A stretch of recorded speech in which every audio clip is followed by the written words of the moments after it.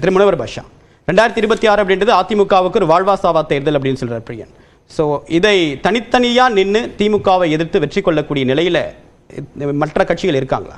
Sir, எங்களை பொறுத்தவரை எங்கள் தலைவர் தமிழ் மாநில காங்கிரஸ் தலைவர் வாசனை பொறுத்தவரை திமுகவுக்கு எதிராக ஒரு பலமான கூட்டணி அமைக்கப்பட வேண்டும் என்பதிலே உறுதியான நம்பிக்கையோடு செயல்பட்டு கொண்டிருக்கக்கூடிய தலைவர்.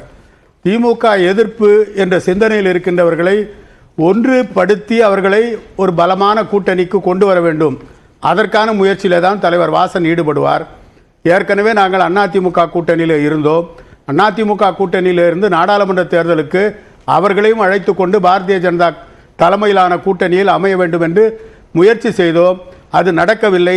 ஆனால் நாங்கள் பாரதிய ஜனதா தலைமையிலான கூட்டணியிலே தான் தொடர்ந்து நாடாளுமன்ற தேர்தலை சந்தித்தோம். இப்பொழுது வருகின்ற இந்த சட்டமன்ற தேர்தல் என்பது தமிழகத்திலே திமுக ஆட்சி தொடர வேண்டுமா வேண்டாமா என்பதுதான். இதுவரை திமுகவை பொறுத்தவரை 5 ஆண்டுகள் இருந்தால் அடுத்த முறை வருவதில்லை. அந்த அடிப்படையில் வைத்து பார்க்கின்ற பொழுது பலமான கூட்டணியை உருவாக்கினால் கண்டிப்பாக திமுக மீது மக்களுக்கு அதிருப்தி நிறைய இருக்கிறது.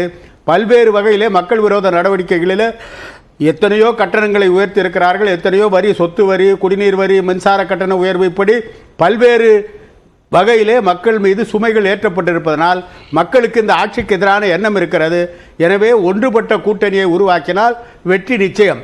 திரு அருணன், கட்டண உயர்வு இருக்கு, மக்கள் பிரச்சனையை நிறைய பேச வேண்டிய இருக்கு, அதெல்லாம் கூட்டணிக்குள்ள இருக்கிறதுனால பேச மறுக்குதா கம்யூனிஸ்ட் கட்சி, இதர கூட்டணி கட்சிகள்? இதையெல்லாம் இந்த பலவீனத்தின் காரணமா எதிர்கட்சியுடைய குரல் எடுபடாம போதா?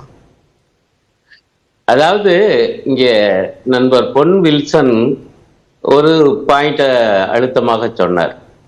ஐயா, நாடாளுமன்ற தேர்தலில் மோடியா அல்லது அந்த வார்த்தை வைக்காட்டி கூட அவர் சொல்றதுல தப்பு கிடையாது, ராகுல் காந்தியான்னு வரும் பொழுது மக்கள் இந்தியா கூட்டணிக்கு வாக்களிச்சாங்க.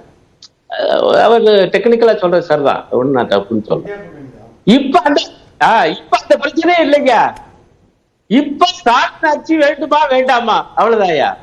ஆகவே மக்கள் அதே போல வாக்களிக்க மாட்டார். இது ஒரு முக்கியமான பாயிண்ட். ஆனா அவரும் சரி, தமாக நண்பர் பேசினவங்களும் சரி, ஒரு விஷயத்த சொல்ல மறுக்கிறாங்க. சரி, ஸ்டாலின் தலைமையிலான திமுக ஆட்சி வேண்டாம், யார் ஆட்சி வரணும்? இப்ப முனைவர் பாட்சா நம்முடைய இவர் தெளிவா கேட்டார், தமாக பாஜக ஆட்சி தாயா வரும். பாஜக தலைமையில தான் கூட்டணி அமைக்க போறோம், வலுவான கூட்டணி. அந்த அதிமுகவை கூப்பிடுறோம்.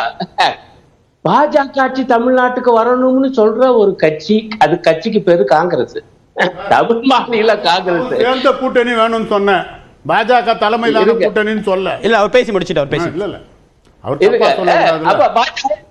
உங்க லைனுக்கே வர்றீங்க, ஒன்னும் பிரச்சனை. பாஜகவும் இருக்கக்கூடிய கூட்டணி